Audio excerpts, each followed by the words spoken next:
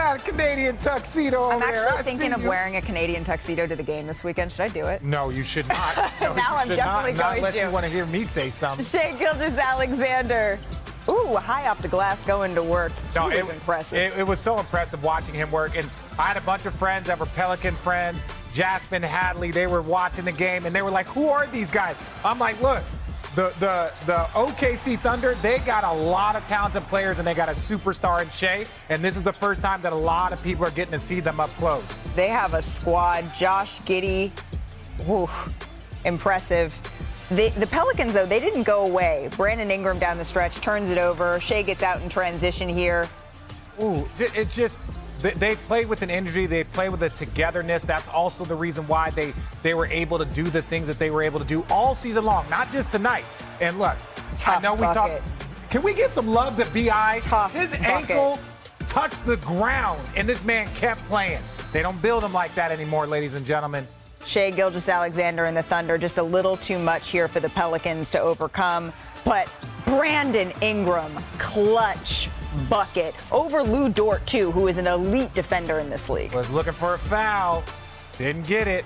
Wouldn't get that call here. And then with an opportunity, down 3, the Pelicans turned it over, and essentially that would be the end of the game and the end of the Pelican seasons. But for SGA and Josh Giddey, they were excellent. After they combined for just 19 points in the first half, they turned it up when it mattered the most. Shai had 25 in the second half. Giddey chipped in 19. Both finished over the 30-point mark. I mean, what an effort from Shai.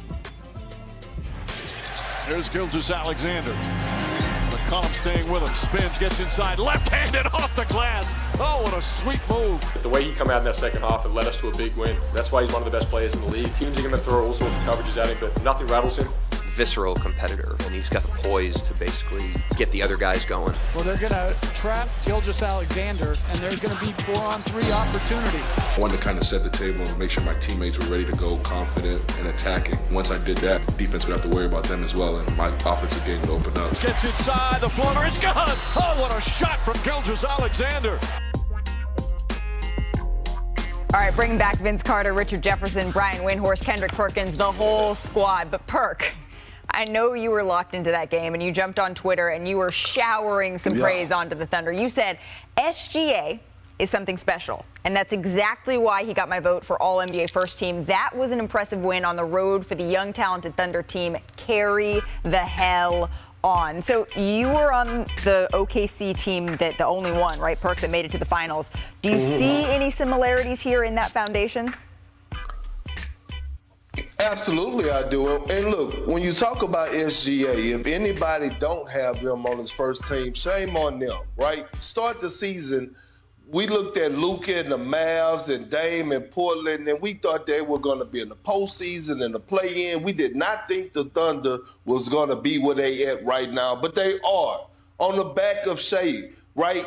4th in the league in scoring, averaging 31 a game, and he's playing defense. 4th in the league in steals. But when I look at this team right now collectively, when it comes to one of the youngest teams in the league, they are the most skilled, talented team in the NBA. When you look at Shai and you look at Josh Giddey, what he brings to the table, being able to create off the dribble for himself and others. When you look at Jalen Williams and what he's done as a rookie, averaging around 15 points, he is a walking bucket. He's going to continue to get better. And when they add Chet Holmgren to the lineup next year, I don't know a young team out there that's more talented than this Oklahoma City team. The future is bright, and they're going to be around for a very long time. Look, I got no argument with what Perk is saying, very little. It's more of like when you look at this team and when you look at the way they are structured, they've done it by the draft. They have brought guys in. A lot of the guys, not Shai, that was via trade to get Paul George of the Clippers. Right. But this is the difference between that other OKC team and this OKC team. There were 3 future MVPs on that other OKC team. I don't know if I quite necessarily see that level of talent here, but I do see the same level of bright future. That's what I see. They have a cohesion that is beautiful to watch. SGA and Josh Giddey do a great job of playing off of each other. Lou Dort does his role. The Williams, not related brothers, they are outstanding in their own right. It has been special to watch them, mainly because of how quickly they have come together. It's crazy, Malika, how really young this team is. You know, in the finishing stretch last night, they had 2 rookies and a second-year player on the floor. The second-year player was Josh Giddey, who had the highest scoring game of his career in his first ever postseason game. And so I think what you look at the Thunder, I don't think they have enough high-level talent on this roster right now to really leap into the contention zone, but they're obviously going to add Chet Holmgren. Obviously, the other players are going to get better, and they are absolutely loaded with cap space and draft picks to either trade or acquire a star player to add to Shai Gilgeous-Alexander. So they are in great position to be upwardly mobile. And the crazy thing is, even if you project them out 2 or 3 seasons, they're still going to be really young.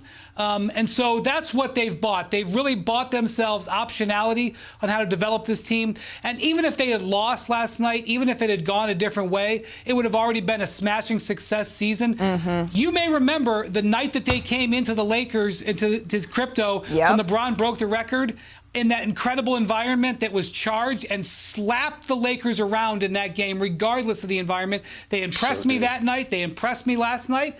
You better pay attention tomorrow night, Minnesota, because if you're not careful, they'll impress people again. What do you think, Vince? They still have to win one more game, as Brian alluded to, against Minnesota in order to get that final spot. Do you think they can do it?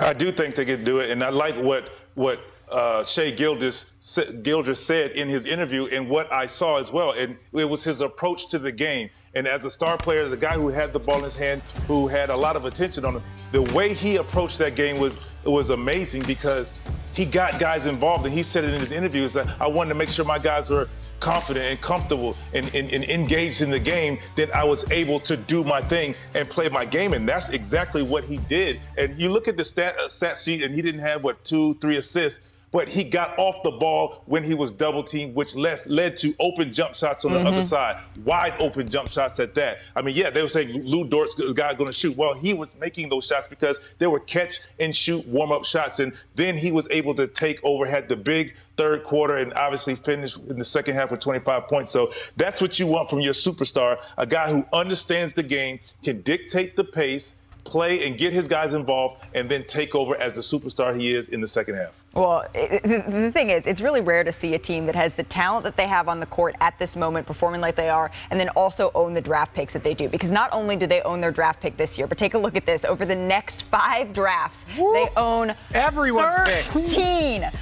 13 first-round picks in that span, which is impressive. Next up for OKC is the Timberwolves, 9:30 Eastern on ESPN tomorrow night. Minnesota may or may not have Rudy Gobert. Chris Finch said he was uncertain with back spasms at this point. Still to come on NBA Today, we have a very special guest ready to join the show live. Sixers head coach Doc